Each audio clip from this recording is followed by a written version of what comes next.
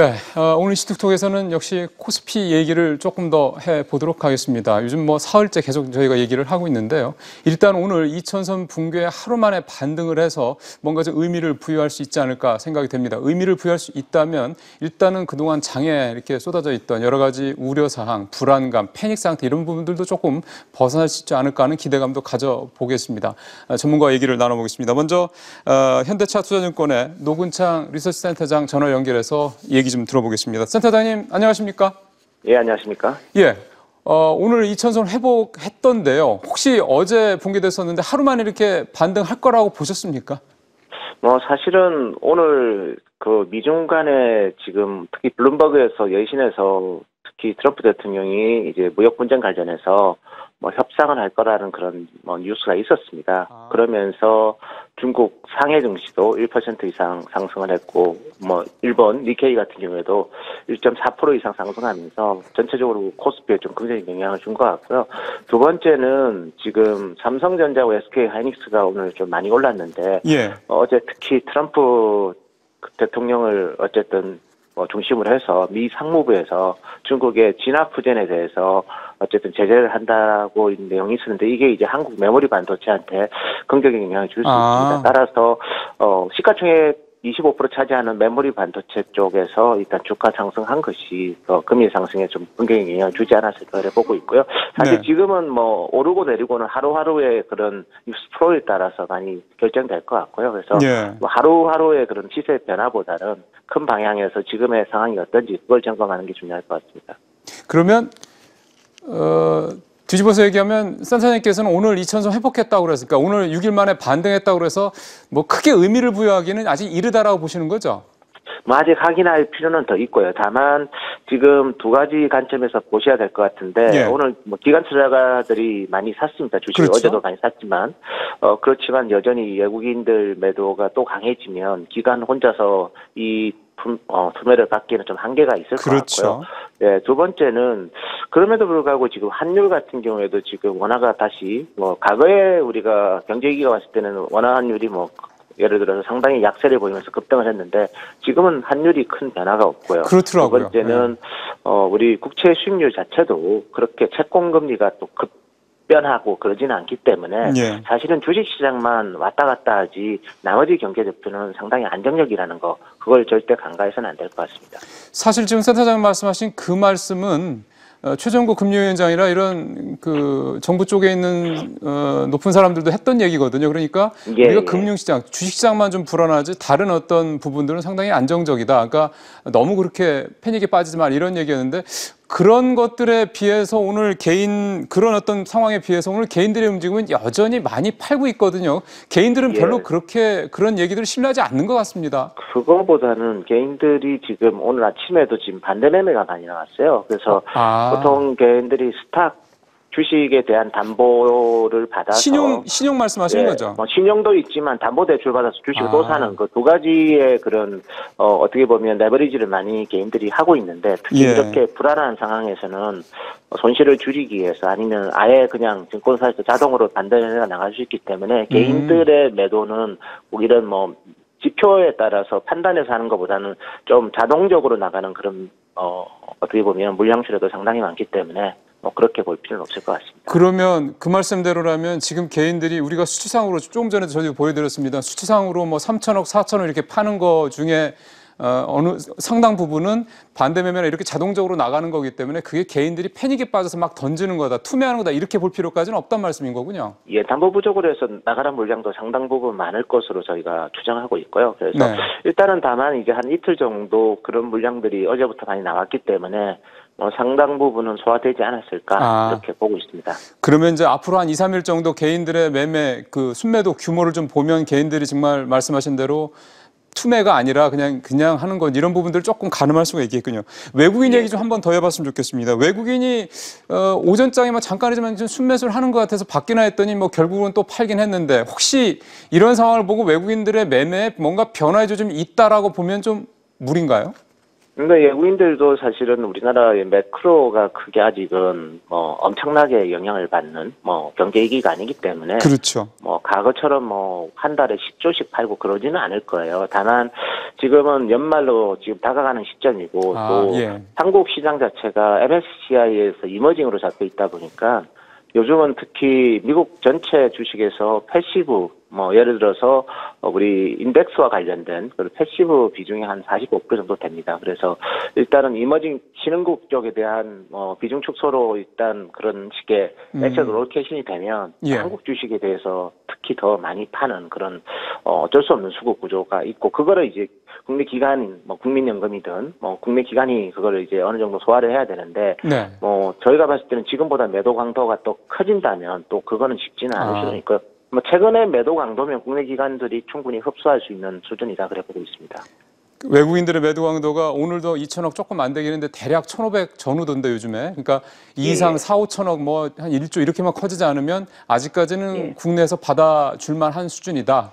이렇게 본다는 말씀이시군요. 예, 거기다가 어제 같은 경우는 개인들의 특히 반대 매매가 많았기 때문에 그런 물량들이 많이 정리가 되면 외국인들이 뭐 하루에 2, 3천억 정도 파는 정도는 충분히 국내 수급 여건으로서도 충분히 흡수가 되는데 가능한데 문제는 이제 5천억에서 뭐 1조씩 넘어가 버리면 그때는 지수에 좀 악영향이 있을 것 같습니다. 그럼 외국인 수매도도 규모가 이를테면은 한 5천억 이상 넘어가느냐 아니면 지금처럼 한 1, 2천억 수준에서 계속 유지가 되는 이걸 한번 봐야 되겠군요. 마지막으로 이제 아까 처음에 말씀하셨던 거는 조금 더 며칠 봐야 된다고 말씀하셨는데 그러면 일단은 계속해서 흘러내리던 식의 장세 분위기는 조금 이제 어느 정도 좀 브레이크가 걸렸다 이렇게 봐도 되겠습니까?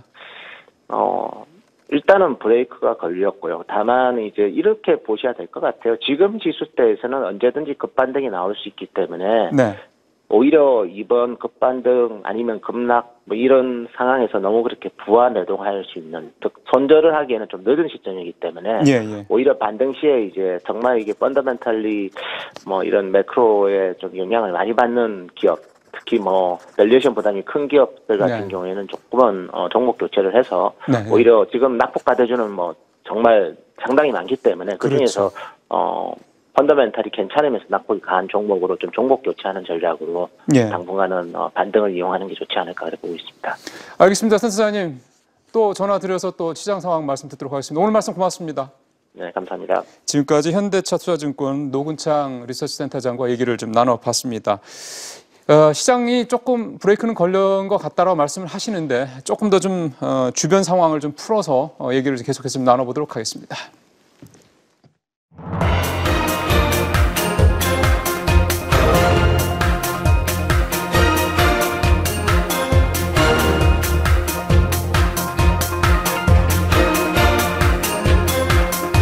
지금부터는 참 좋은 경제연구소 이인철 소장과 얘기 계속해서 이어가겠습니다. 어서 오십시오.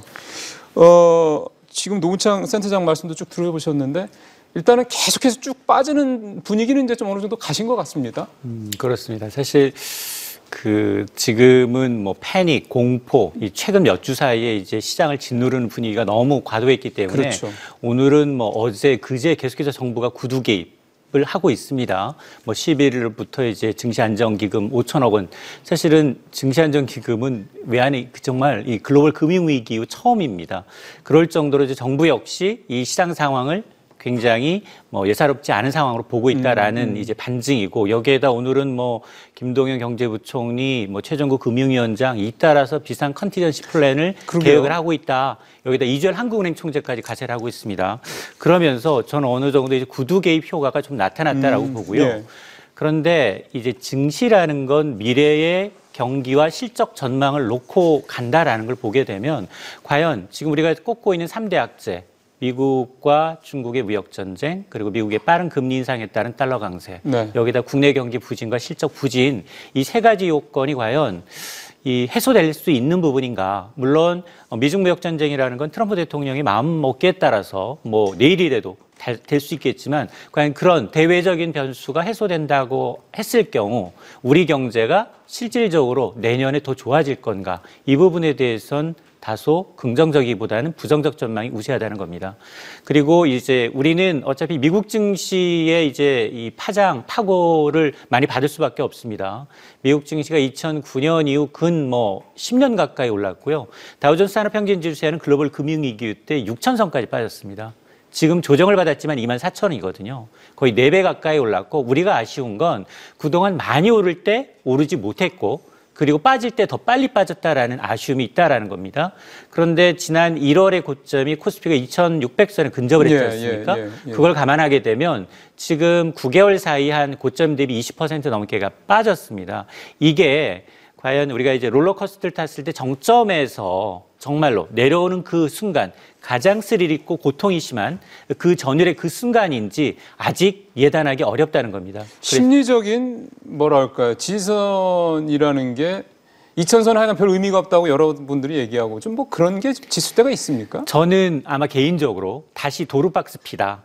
그러니까 지금도 이제 오늘도 연기금이 어느 정도 일정 부분 얘기를 해줘서 어제 오늘 1조 원 넘게 기금이 사면서 지수하라고 방황한 거 아니겠습니까? 그렇게 보면 저점을 1850에서 어차피 기관들은 펀드 매물을 소화하기 위해서는 사야 되니까 내려오면 사고 다시 2100, 2200이 넘어가면 차츰 매도하는 그런 박스권에 갇힐 가능성이 굉장히 높아 보인다라는 겁니다. 우리가 그 박스권에서 벗어난 게 22개월 전이었는데 다시 이제 박스필이라는 얘기를 또 듣게 되는군요. 이제 그만큼 뭔가 이제 우리 시장이 그 이상, 그러니까 3천이나 4천 뭐 이런 그 이상으로 가기 위해서는 뭔가 이제 어느 이제 계기가 필요한, 뭔가 이제 우리나라 경제라든가 뭐 기업들 시장의 레벨업이 필요한 이제 그런 상황이라는 생각이 좀 드는데요. 개인 투자자 얘기를 조금 오늘 이 소장님이랑 좀 해야 될 것 같습니다. 국민청원 게시판에 뭐 개인 투자자들이 도대체 우리 정부는 뭐 하고 있느냐 뭐 등등 해가지고 이제 굉장히 이렇게 좀 화가 난 그런 불만들을 이제 올려놓을 정도로 그만큼 이번 개인 투자들이 이번 장에 대해서 그렇게까지 이렇게 예민하게 반응을 하셔서 이걸 어떻게 봐야 되나 싶어요. 사실은 이제 증권 관련 유관 취재를 하시는 취재 기자들은 알겠지만 정부가 나서서 증시에 직접적으로 개입하는 국가는 드뭅니다. 그럼요. 굉장히 이례적이고요. 그럼에도 불구하고 이제 개인 투자자들의 경우에는 증시 안정 대책 요구에서부터 공매도 아예 없애달라. 라는 요구까지 다양한 청원이 이제 올라오고 있는데 심정은 100% 이해가 갑니다. 네, 왜냐하면 이제 하락장이고 너무 가파르게 해서 손절매할 기회를 놓쳤고 일부는 이제 주식을 대차해서 빌려와서 지금 이자를 물고 있는 그런 이제 이 반대 매매에 나설 수 있는 상황이 되다 보니까 그렇죠. 충분히 이제 이런 급등락을 거듭할 때 굉장히 이제 불안한 건 이해가 가지만 사실 이제 한국거래소의 경우에도 자체적으로 이렇게 주가가 이제 이상 급등락할 때 뭐 변동성 지수 VI라든가 아니면 서킷 브레이크라든가 여러 가지 안전장치를 하고 있지만 정부가 직접적으로 이렇게 증시안 대책을 내온 건 글로벌 금융위기 이후 처음이기도 합니다. 그렇기 때문에 뭐 이렇게 지금 뭐 주식의 경우에는 역시 하이 리스크 하이 리턴 누가 과연 투자를 했느냐 본인의 판단에 의한 투자이기 때문에 그럼요. 정부한테 이제 내가 손해본 걸 배상해달라 변상해달라 할 수 없는 부분이 분명히 있고요. 정부 역시 지금 증권 유관기관을 통해서 직접적으로 증시 사들이겠다. 뭐 2천억 원 정도는 이제 유가증권 시장이든 똘똘한 정부가 사겠다라고 얘기하고 있는데 그 손실에 대해서는 누가 책임질 수가 없습니다. 그럼요. 그러다 보니까 지금 만에 하나 이제 이 하이 리스크 하이 리턴이거든요. 주식은 떨어질 때 팔 기회를 주지 않습니다. 그러다 보니까 만에 하나 이런 장이 부담스럽다면 정말로 간접 투자나 아니면 안전한 예금 자산으로 옮기는 게 훨씬 더 이제 주요해 보이고 정부가 이제 어떤 대책을 내놔서 시장이 안정되길 기다리는 건 그건 일회성 처방입니다.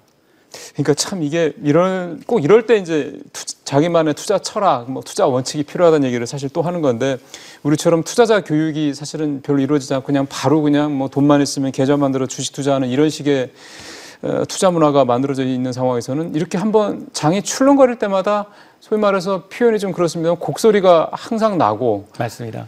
이게 참 계속 반복입니다.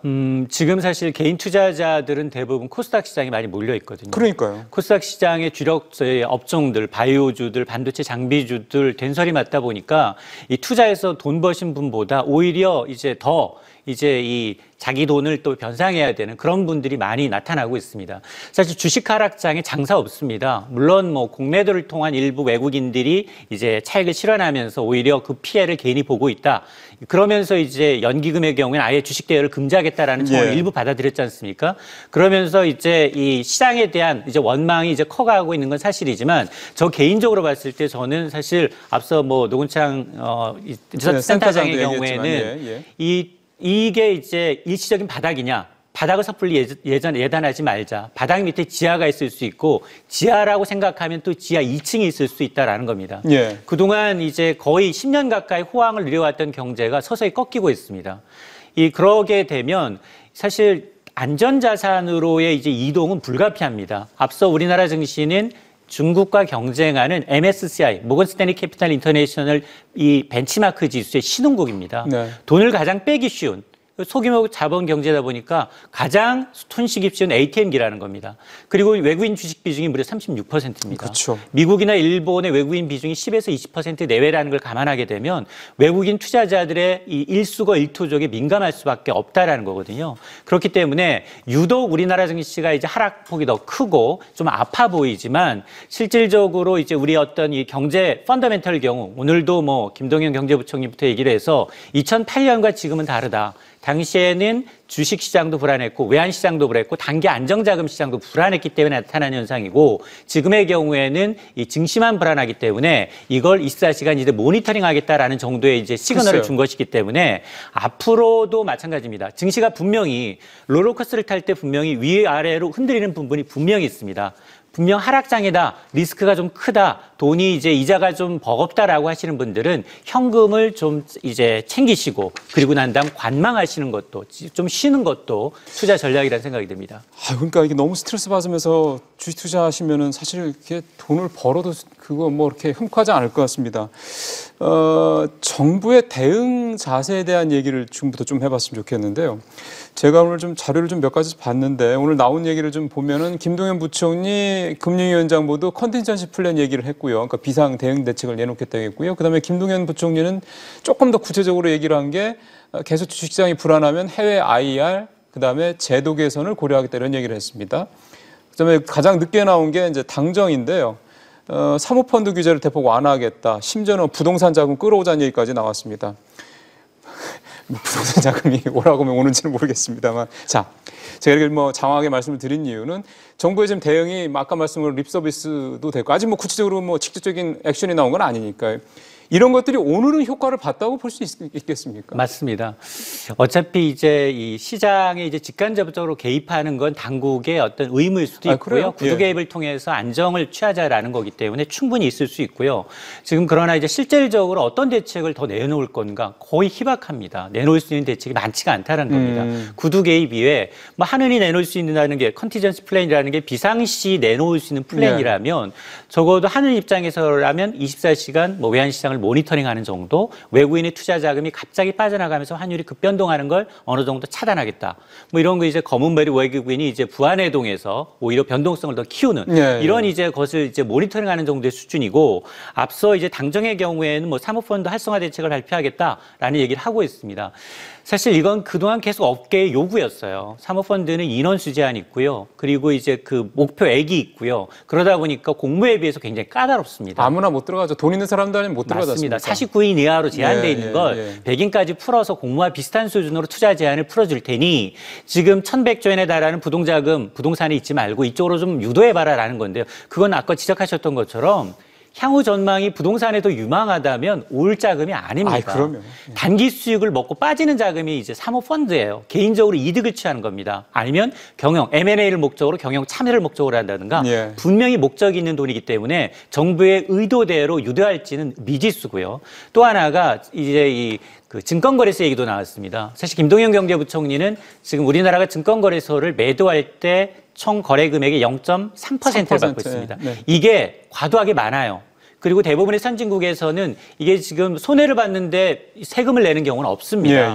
그러다 보니까 오히려 이걸 양도 차익에 대해서 이제 이랬을 경우에는 세금을 받지 말고 양도 차익이 많을 경우에 세금을 걷자라는 이제 논의는 있어 왔는데 그동안 이 세금이 만만치 않아요. 국소이면서도 거의 연간 5, 6조 원에 달하는 세금이 되다 보니까 정부가 차일피일 이걸 미뤄왔습니다. 그럼에도 불구하고 김동연 경제부총리는 이것조차도 검토할 수 있다. 물론 0.1% 이내의 투자했을 경우 세수가 2조 원 가량 줄어든다라는 걸 감안하게 되면 당장 실현 가능성에 대해서는 좀 미지수지만 이런 카드까지 이제 고민하고 있다라는 건 정부 역시 지금 개인 투자자들의 그런 원성에 대해서 목소리를 귀를 기울이고 있다라는 겁니다.